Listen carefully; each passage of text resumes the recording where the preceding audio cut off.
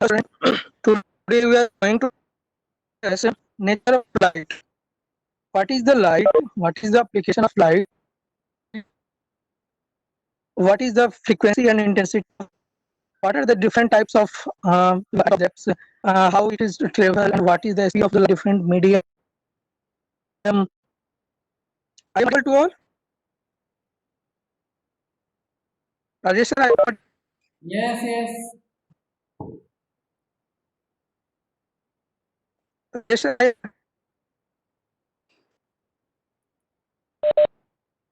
आवाज आ रही है, आप कंटिन्यू करिए। okay, sir. Thank you. So, so this is your chapter number 4. There are two chapters. First one is the nature of light. That is the chapter number 4, or chapter number 5 is nature of matter. So, so today we discuss the nature of light. Later we see the nature of matter. So, what is the nature of the light? What is the source of light? What is the frequency and intensity of light medium, and how it travels? We all about we discuss. So first is the nature of the light. Light. So first we find the light is a kind of energy. Always remember that light is a kind of energy. Light is always a energy. So it is a type of energy that travels in the waves. It travels always in waves. तरफ travel करता है. Light जो है एक kind of energy है जो waves के रूप में वेव्स में जैसे होता है वैसे वेव में लाइट ट्रेवल्स वेरी फास्ट, बहुत फास्ट करता है एंड इन स्ट्रेट लाइन में करता है. तो लाइट जो है काइंड ऑफ एनर्जी है जो ट्रेवल करता है वेव्स में एंड इट इज बहुत ज्यादा फास्ट ट्रेवल करता है और स्ट्रेट लाइन में ट्रेवल करता है. It can travel through a vacuum और ये वैक्यूम लाइट जो है कि वैक्यूम में भी ट्रेवल कर सकता है, मेनी अदर मीडिया और अदर मीडिया में भी ट्रेवल कर सकता है. तो डिफरेंट मीडिया जो हमारे पास है जैसे वाटर है, साउंड है, स्पेस है और वैक्यूम है, जो हमारे पास मीडिया है, फिर मेटल है, जितनी भी मीडिया में है उसमें कैसे लाइट ट्रेवल करता है हम लोग एक एक करके स्लाइड में करेंगे. सभी में उसकी क्या स्पीड होती है, किस स्पीड से वेरी करता है, उसकी फ्रीक्वेंसी क्या होती है, फ्रीक्वेंसी को कैसे डिफाइन करते हैं और सब डिस्कस करेंगे. सो इन जो है में जो स्पीड ऑफ लाइट जो है that is denoted by c 3 into 10 to power 8 3 into 10 to power 8 metre per second. तो 3 into 10 to power 8 metre per second की लाइट ऑफ स्पीड होगा वैक्यूम में. तो लाइट डिफाइन करेंगे it is a type of energy that travel in waves. Light travels very fast and in straight line. आपको इसको याद रखना है. देखिए यहाँ पे एक फिगर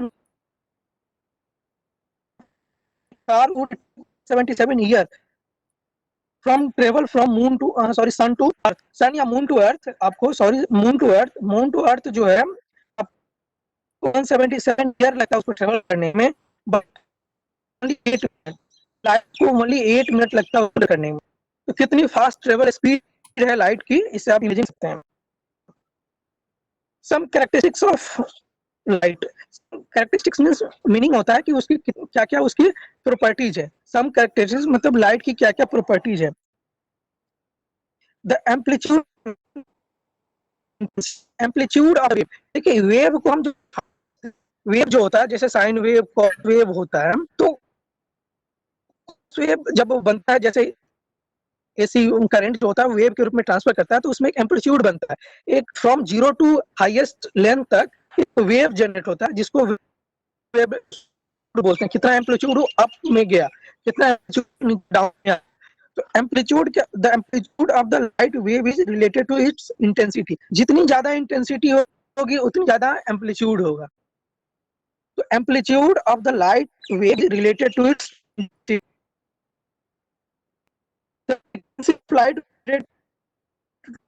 फ्रीक्वेंसी. अब आपको पता है कि डिफरेंट जैसे रेनबो में डिफरेंट कलर होते हैं, तो फ्रीक्वेंसी जो है डिपेंड करता है. फ्रीक्वेंसी कौन सा हर्ज में डिनोट करता है, एच जेड, कैपिटल एच और small Z, H Z frequency. तो फ्रीक्वेंसी जो है frequency of the light is related to colour. वो उसके कलर पे डिपेंड करता है, किस टाइप का कलर ऑफ लाइट है उसकी फ्रीक्वेंसी पे डिपेंड करेगा. The wavelength of the light is inversely proportional to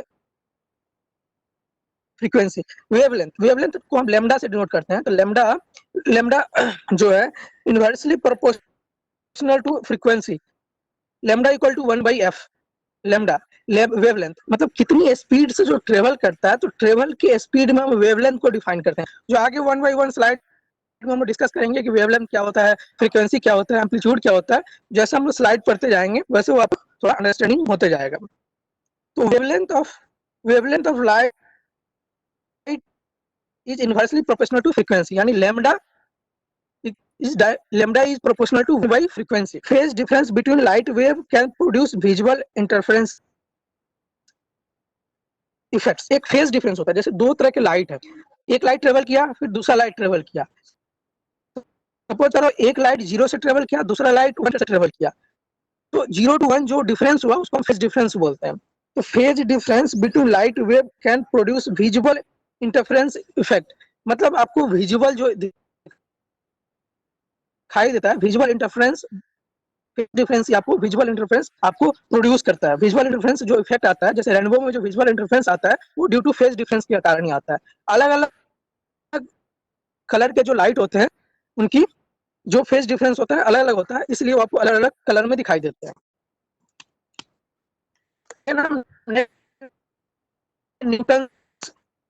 Newton scientist है, उन्होंने एक रिंग किया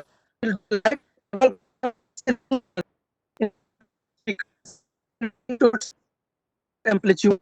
The Newton ring is a phenomena in interference pattern. Interference pattern, जबकि एक के ऊपर एक लाइट जब को हम इंटरफेरेंस कराएंगे, एक के ऊपर एक लाइट को जब हम पास करवाएंगे तो एक दूसरे के ऊपर इंटरफेरेंस हो जाएगा, उसको इंटरफेरेंस बोलते हैं, एक के ऊपर दूसरे को पास करा देना. तो Newton's rings is a phenomena in which N interference pattern is created by A reflection यानी by reflection between two. इसमें क्या करना है,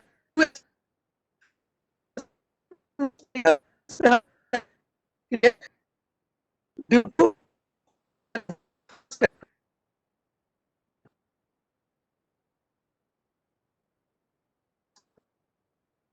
first study the 1770 17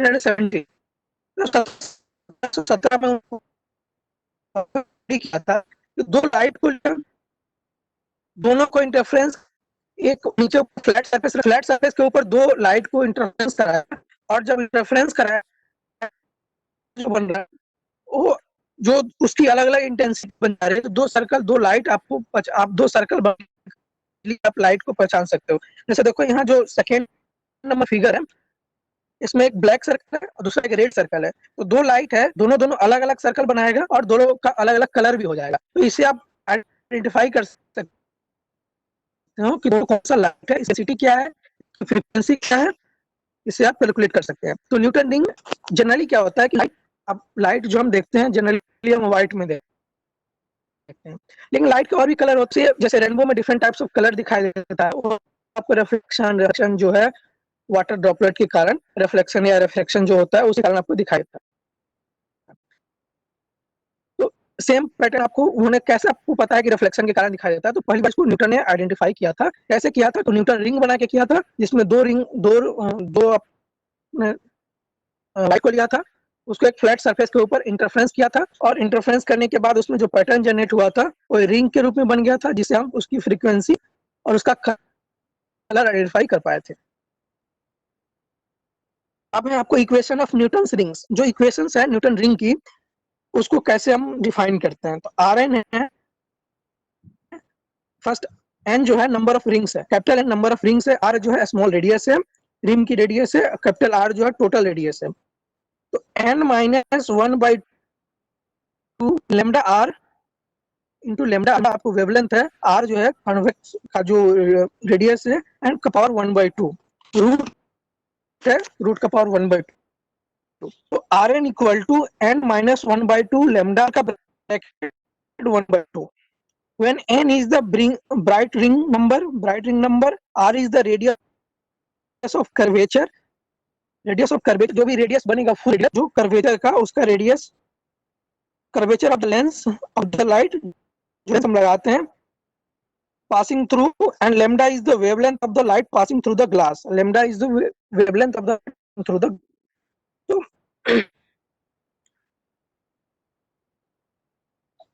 फिर आपको देखिए कैसे रिफ्लेक्शन, नेक्स्ट उसके बाद है emulation of Newton's rings under reflected light of different wavelength. Different wavelength का जब आप लाइट को इमुलेट करोगे, रिफ्लेक्ट करोगे, तो कैसे वो रिंग बनता है, वो रिंग यहाँ पे दिखाया गया है रेड कलर ब्लैक कलर में, कि जब जैसे जैसे आप इंटरफ्रेंस करोगे लाइट को एक लाइट के ऊपर डिफरेंट इंटेंसिटी के साथ, तो जब वो इंटरफ्रेंस होगा तो अलग अलग सर्कल बना लेगा, तो सर्कल से आप उसकी फ्रीक्वेंसी को आइडेंटिफाई कर सकते हैं। नेक्स्ट है आपको wave theory of light. Wave theory of light, जो लाइट जो है वेव के रूप में ट्रेवल करता है, आपने अब ये स्टडी कर लिया, लाइट जो है एक energy of kind of energy है जो वेव के रूप में ट्रेवल करता है। अब इसकी जो थ्योरी को डिफाइन किया गया था, तो उसको पहली बार उसको नाम दिया गया वेव थ्योरी ऑफ लाइट। तो वेव थ्योरी ऑफ लाइट क्या है? The wave theory originally proposed by Robert Hooke. Robert Hooke ने पहली बार इसको प्रपोज किया था 1600 ईयर्स में। proposes that light can act as a wave as opposed to particle। Wave की तरह ये एक्ट करेगा और एक पार्टिकल का अपोज करेगा। जैसे आप किसी मेटल पे लाइट को जब डालते हो तो देखते हो अपोज करता है, उस होकर आप टर्न आता है। तो ये जो लाइट जो है जब सरफेस के ऊपर आप डालोगे तो उसको अपोज करेगा, यानी पार्टिकल को अपोज करेगा। It claims that wave can interference with each other as well as additive effect। जितने भी पार्टिकल होंगे सबका इंटरफेरेंस होगा उसका, और साथ में एडिटिव इफेक्ट भी होगा, सबट्रैक्टिव इफेक्ट भी होगा। एक जगह के अगर जमा हो जाएगा तो उसकी इंटेंसिटी आपको बढ़ जाएगा, एडिटिव इफेक्ट बोलते हैं। Also different colour are different wavelength. जितने भी डिफरेंट कलर के different wavelength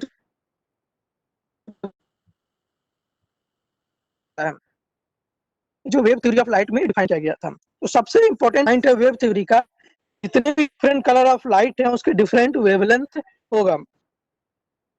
downfall this theory is that, मतलब इस थ्योरी का जो डाउनफॉल है, that if it were true, the light would require a medium to travel through a sound does। for example, एक इसका जो डाउनफॉल है, जो वेव थ्योरी पहली बार प्रपोज किया था कि साउंड में लाइट को ट्रेवल करने के लिए एक मीडियम की रिक्वायरमेंट होगा, लेकिन आपको क्या है कि लाइट जो है साउंड में भी ट्रेवल करता है। For example, light can travel through space, light जो है स्पेस में ट्रेवल कर सकता है, but sound can not, sound vacuum में ट्रेवल नहीं कर सकता है। तो ये जिसका डाउनफॉल है इस थ्योरी का, इस थ्योरी का डाउनफॉल क्या है?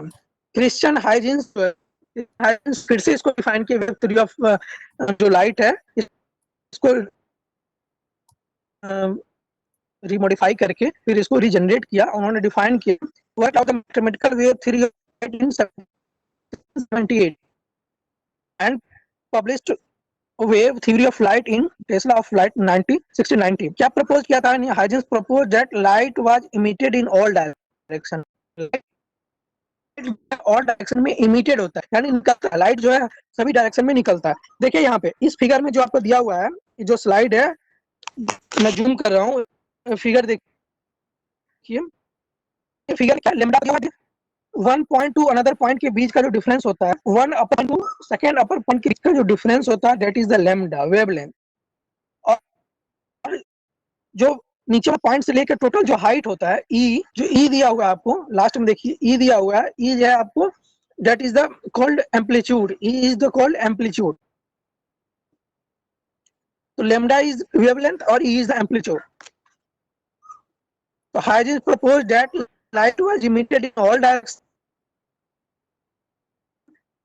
as a series of wave in a medium called series of wave। different medium में होगा, वेव आपको जनरेट होगा और उसका ऑल डायरेक्शन में इमिट होगा। as wave are not affected by gravity, waves are not affected by gravity, gravity से affected नहीं होता। अगर gravity से affected होगा तो लाइट भी affect होगा, क्योंकि जब नीचे की तरफ ट्रेवल करता है तो नीचे ग्रेविटी अपने तरफ उसको खींचेगा, हो सकता है कि उसका स्पीड फ्लक्चुएट कर जाए, लेकिन जो लाइट जो है वो ग्रेविटी से अफेक्ट नहीं होता है। It was assumed that they slow down upon in the denser medium. होता है जब डेंसर मीडियम में आपको एंट्री करेगा। तो लाइट जो है ग्रेविटी से इफेक्ट नहीं होगा, ये सिर्फ स्लो तब होगा जब ये डेंसर मीडियम में जाएगा। तो आपको याद रखना है वेव थ्योरी ऑफ लाइट में कि लाइट जो है और हर एक डायरेक्शन में इमिट होता है, और इमिट होने के साथ साथ एक ग्रेविटी से अफेक्टेड नहीं होता है, और ये स्लो डाउन तभी होता है जब ये डेंसर मीडियम में जाता है। कभी भी जैसे अभी आपको सिंपल एयर में पास हो रहा है, एयर का डेंसिटी कम है, और जैसे ही आप मेटल में पास कराओगे तो वहां वो स्लो डाउन हो जाएगा, या वाटर में पास कराओगे तो स्लो डाउन हो जाएगा। तो जैसे जैसे ऑयल में पास कराओगे तो स्लो डाउन हो जाएगा। जैसे जैसे डेंसर मीडियम होते जाएगा लाइट का इंटेंसिटी स्लो होते जाएगा। तो यहाँ आपको इस फिगर से आपको लैम्डा पता चल गया। Lambda is the wavelength, E is the amplitude. तो यहाँ पे एक आपको दिया हुआ है कि कैसे वेव में ट्रेवल करता है। Wavelength E is the amplitude of electric field, M is the amplitude of magnetic field. अब देखिए यहाँ पे दो दिया हुआ है, दो लाइट वेव दिया हुआ है। एक लाइट वेव स्टार्ट हो रहा है, फिर दूसरा लाइट वेव स्टार्ट हो रहा है, और दोनों का एम्पलीट्यूड में देखो थोड़ा सा डिफरेंस है।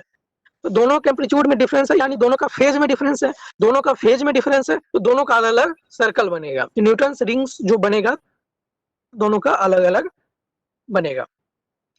तो इस फिगर से आप क्लियरली ऑब्जर्व कर सकते हैं कि कैसे आप क्या मीनिंग है लैम्डा का, वेवलेंथ का, क्या मीनिंग है एम्पलीट्यूड का, क्या मीनिंग है एम्पलीट्यूड ऑफ मैग्नेटिक फील्ड का, और क्या मीनिंग है आपको फेज डिफरेंस का। फेज डिफरेंस मतलब दोनों अलग अलग पॉइंट से इमिट हो रहा है, दोनों का एम्पलीट्यूड डिफरेंस है, या दोनों का जो जनरेटिंग पॉइंट है वो भी डिफरेंट हो सकता है। एक 0 से स्टार्ट होगा, दूसरा 1 से स्टार्ट हो सकता है।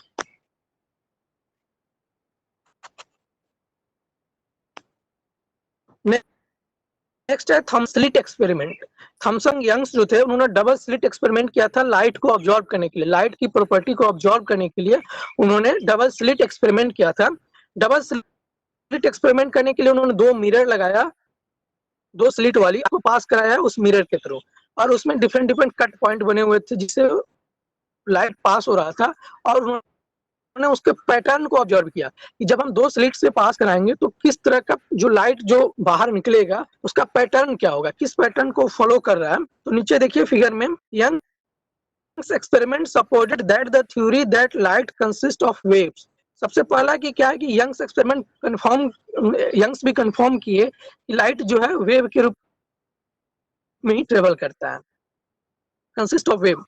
और लाइट को देखिए यहाँ पे क्या है, इस फिगर में है, इस फिगर में दो स्लिट लाइन लगा हुआ है, लाइट प्रोपेगेशन है, और नीचे स्क्रीन लगा हुआ है। और नीचे देखिए इंटेंसिटी डिस्ट्रीब्यूशन दिखा रहा है सबसे लास्ट में स्क्रीन के ऊपर। जैसे आप लाइट को पास कराओगे तो स्क्रीन के ऊपर इंटेंसिटी आपको डिस्ट्रीब्यूट हो जाएगा, अलग अलग इंटेंसिटी लाइट जो है अलग अलग कलर में डिस्ट्रीब्यूट हो जाएगा। तो constructive interference, barrier with double slit, coherent sunlight from the single slit. आगे सिंगल स्लिट से पास कराए, फिर डबल स्लिट से पास कराए, फिर उसको स्क्रीन पे पास कराए। जब वो पास आउट होगा तो पास आउट होने के कारण जिस लाइट की जितनी इंटेंसिटी होगी उसकी कलर में वो चेंज हो जाएगा। तो आपको स्क्रीन पे उसकी कलर मिल जाएगा, कलर के हिसाब से आप, कलर कोडिंग होता है, कलर कोडिंग मैच करके आप बता सकते हैं कि कौन सा लाइट की कितनी इंटेंसिटी है और एक कौन सा लाइट है। और कैसे पैटर्न बनता है फिल्म के ऊपर, नीचे आपको फिगर दिया हुआ है, सिंगल स्लिट पैटर्न और डबल स्लिट पैटर्न। छोटे डॉट्स बन जाते हैं सिंगल में, स्लिट्स में थोड़े डार्क पैटर्न बनते हैं, इससे आपको पता चल जाएगा बहुत सारे पैटर्न बनेंगे कि सिंगल स्लिट है या डबल स्लिट है। तो ये जो एक्सपेरिमेंट है, स्टार्टिंग में एक्सपेरिमेंट किया जाता है ये आइडेंटिफाई करने के लिए कि जो भी हमारे पास वेव्स आ रहे हैं, जो लाइट वेव्स हैं, उसका पैटर्न क्या है, उसकी इंटेंसिटी क्या है। अगर आप इंटेंसिटी मेजर करना चाहते हो लाइट की, उसका कलर मेजर करना चाहते हो, किस कलर का है, उसका एम्पलीट्यूड मेजर करना चाहते हो, तो इस तरह के एक्सपेरिमेंट आपको परफॉर्म करना पड़ेगा। इससे आपको उसका कलर कोडिंग मिल जाएगा। फिर कलर कोडिंग को स्टैंडर्ड कलर कोडिंग से मैच करा के आप उसे, आपको इंटेंसिटी, एम्पलीट्यूड, वेवलेंथ सब कुछ आप कैलकुलेट कर सकते हैं। नेक्स्ट है नेचर ऑफ लाइट। अब नेचर ऑफ लाइट, लाइट का नेचर क्या है, डिफरेंट में कैसे वो ट्रेवल करता है। तो the dual nature of light, the electromagnetic spectrum. एक तो डुअल नेचर ऑफ लाइट होता है, लाइट की डुअल नेचर होता है, वो सिंगल नेचर भी होता है, डुअल नेचर भी होता है, अलग अलग मीडियम में अलग अलग ट्रेवल करता है, आइडेंटिफाई करता है। Dual nature means different different medium में डिफरेंट डिफरेंट स्पीड से ट्रेवल करना। इलेक्ट्रोमैग्नेटिक स्पेक्ट्रम, जब लाइट को हम मैग्नेटिक फील्ड और इलेक्ट्रिक फील्ड के पास कराते हैं तो स्पेक्ट्रम के रूप में जनरेट हो जाता है, जिससे आप बहुत सारे इक्विपमेंट को रन कर सकते हैं, इक्विपमेंट को उसका यूज किया जाता है। जैसे सोलर सेल वगैरह हो गया, तो सोलर सेल जो है इलेक्ट्रोमैग्नेटिक स्पेक्ट्रम पे ही बना होता है, तो उसको यूज करके हम सोलर सेल बनाते हैं। Then different source of light क्या है, डिफरेंट सोर्स ऑफ लाइट आप कैसे आप कर सकते हैं।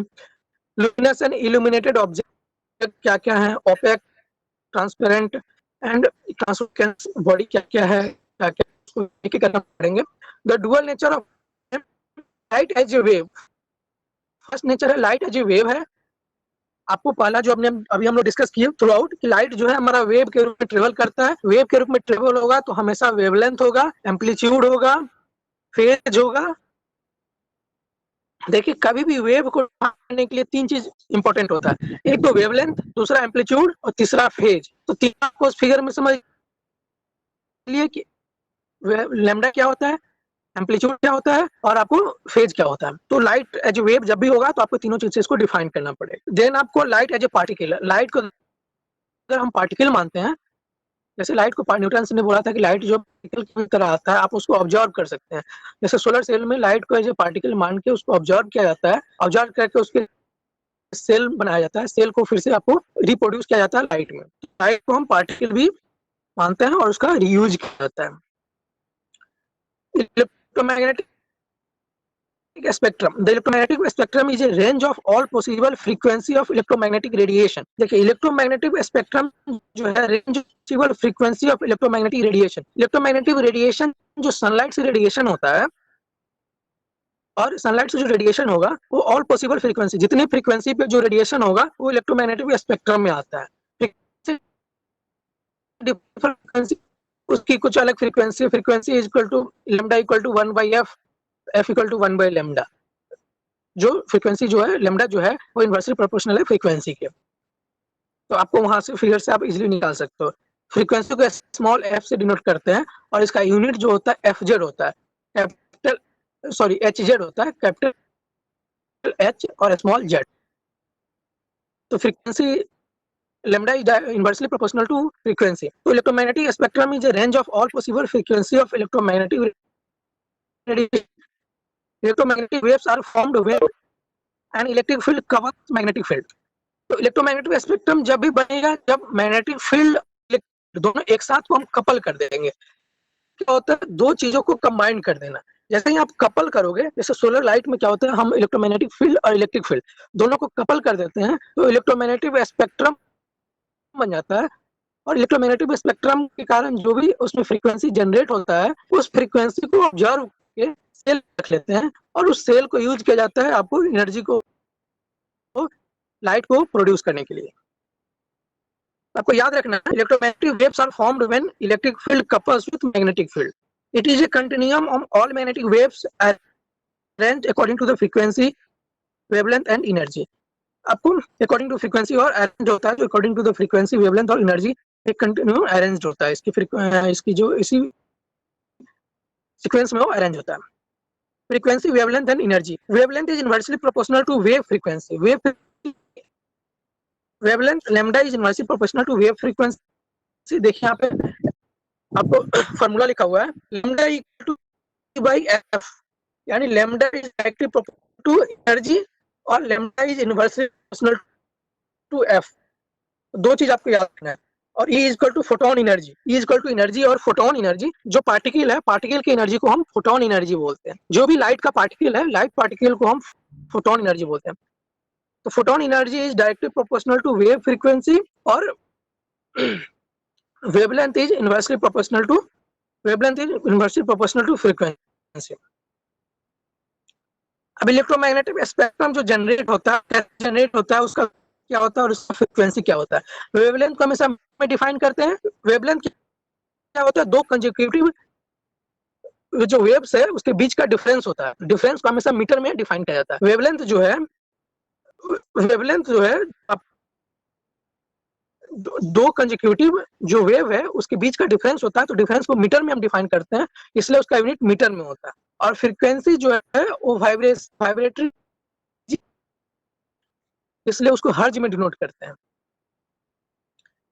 तो वेवलेंथ जो इलेक्ट्रोमैग्नेटिक स्पेक्ट्रम उसका वेवलेंथ रेडियो वेव का 10⁻3, माइक्रोवेव का 10⁻-2, इंफ्रारेड का 10⁻⁵ विजिबल होता है जिसे आपको देख सकते हैं, 10⁻�6 अल्ट्रावायलेट जो रेज होता है उसका वेवलेंथ जो होता है 10⁻8 मीटर होता है, और एक्सरे का 10⁻10 मीटर होता है, और गामा रेज का 10⁻12 मीटर होता है।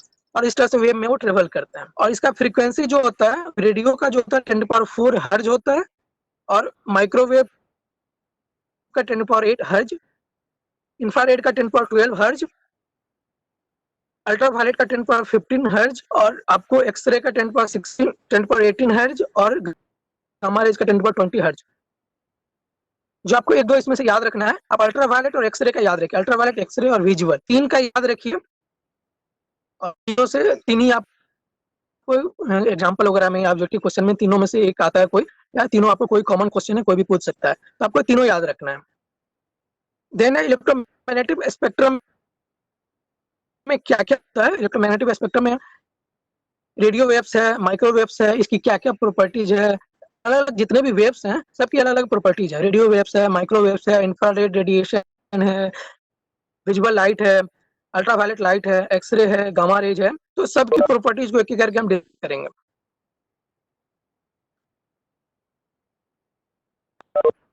तो रेडियो वेव्स में है, देखिए, have a longest wavelength but least energetic.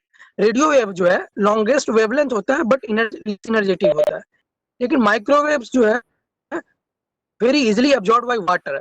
Water micro water का इजिली जो अपने घरों में जो हम माइक्रोवेव रखते हैं जिसे हम अपना खाना गर्म करते हैं, तो यस या सर। वाटर गर्म करते हैं, तो इजिली अब्सॉर्ब के लिए रहता है वाटर को, तो वाटर पार्टिकल। हाँ, yes sir. Sir time over हो गया है। Yes sir. ओके सो ठीक है सर, मैं 2 मिनट में करता हूँ सर, 2 मिनट में कंक्लूड करता हूँ सर। ओके तो ये वाटर, हाँ यस, यूटिलाइज बाय एंटीनाज, आपको जो रेडियो वेव एंटीना से यूटिलाइज किया जा सकता है, और आपको जो है इस